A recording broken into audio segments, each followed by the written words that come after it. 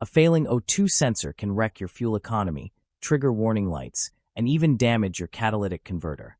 In this video, I will walk you through the real meaning behind those common fault codes and how to tell if your sensor is lying or just dead. Before you spend money on parts or guesswork repairs, watch this. And if you find it helpful, don't forget to hit that subscribe button for more no-nonsense car tech insights. An oxygen sensor, or O2 sensor, is a small device installed in the exhaust system that monitors the level of oxygen in the exhaust gases. There are at least two O2 sensors in a typical vehicle, one upstream and one downstream of the catalytic converter, and modern cars often have multiple sensors to manage emissions more precisely. It plays a crucial role in helping the engine control module, or ECU, maintain the right air-fuel mixture for efficient combustion. The way it works is simple. It generates a voltage based on the difference between the oxygen in the exhaust and the outside air. A rich mixture, where there is less oxygen in the exhaust gases, results in a higher voltage, typically ranging from 0.8 to 1 volts. Conversely, a lean mixture, which contains more oxygen, produces a lower voltage, around 0.1 to 0.3 volts. The ECU reads these signals and adjusts the fuel injection accordingly. There are two main types of oxygen sensors, narrowband and wideband. Narrowband sensors simply indicate rich or lean, while wideband sensors provide more precise data and are commonly found in modern vehicles. O2 sensors are also classified as heated and unheated. Heated O2 sensors typically have 3 or 4 wires, 2 for the signal and 1 or 2 for the heater circuit, while unheated sensors usually have just 1 or 2 wires, lacking the built-in heater. This extra wiring allows heated sensors to reach operating temperature faster, improving accuracy during cold starts. O2 sensors fail over time due to carbon buildup, oil or coolant contamination, overheating, or simply wear from age and mileage. It usually needs replacement around 70,000 to 100,000 miles, depending on your vehicle's make and the driving conditions. When an O2 sensor goes bad, you might notice poor fuel economy, rough idle, hesitation, engine misfiring and running hotter than normal, or the check engine light turning on.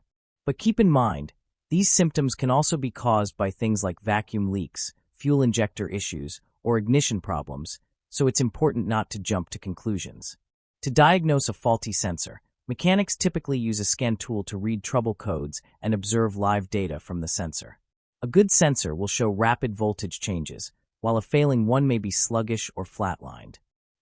Let's start with the most common oxygen sensor fault codes related to Bank 1, Sensor 1. That's the upstream sensor located before the catalytic converter. On V6 or V8 engines, it's on the side of the engine with cylinder number 1. But if your vehicle has an inline-4 or inline-6 engine, there's only one bank, so all sensors will be labeled as Bank 1. Code P0130 indicates a malfunction in the oxygen sensor circuit for Bank 1, Sensor 1. This usually points to an electrical issue, such as damaged wiring, poor connector contact, a blown fuse, or in some cases, a faulty sensor itself. It may also result from an exhaust leak before the sensor, or rarely, an issue with the ECU's ability to process the signal.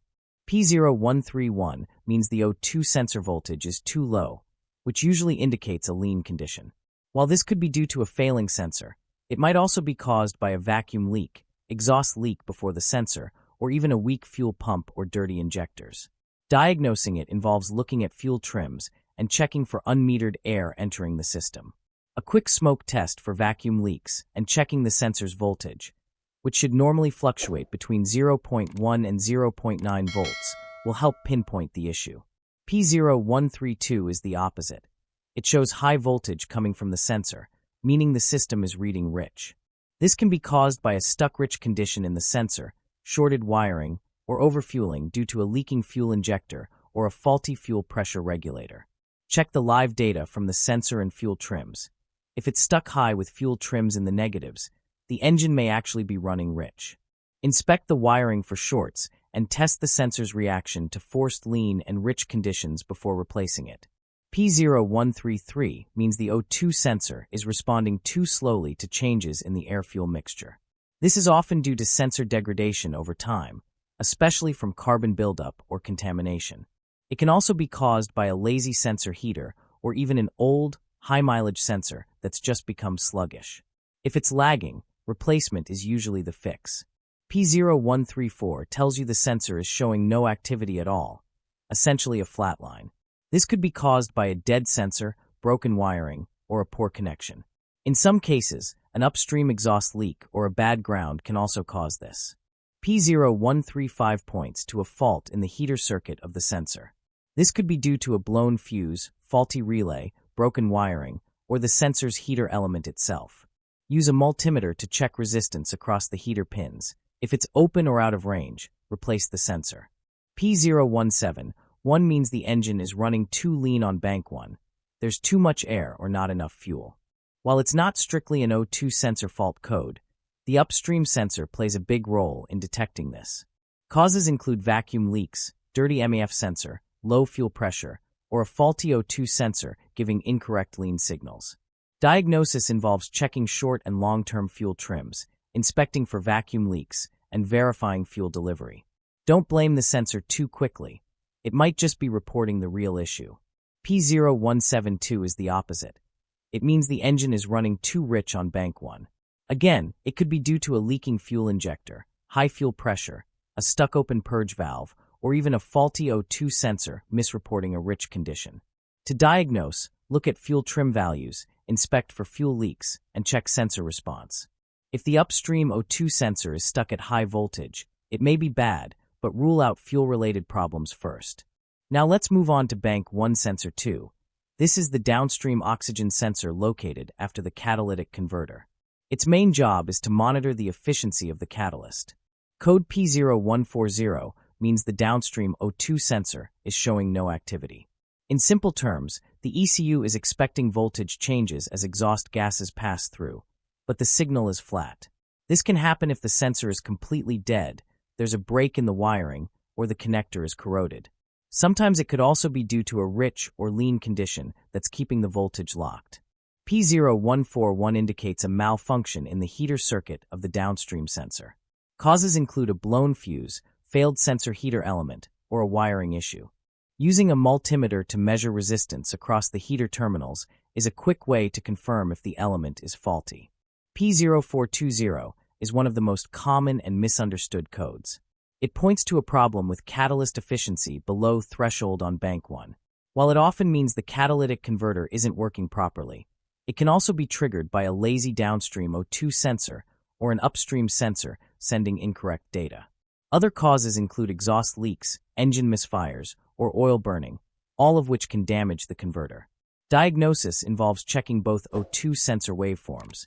If the downstream sensor starts mimicking the upstream one, that's a sign the converter isn't doing its job. If you have V6 or V8 engine, bank 2 sensor codes function almost identically to bank 1, except they apply to the opposite side of a V6 or V8 engine. The causes, symptoms, and diagnostic steps are the same. So if you understand bank 1, you already know how to handle bank 2.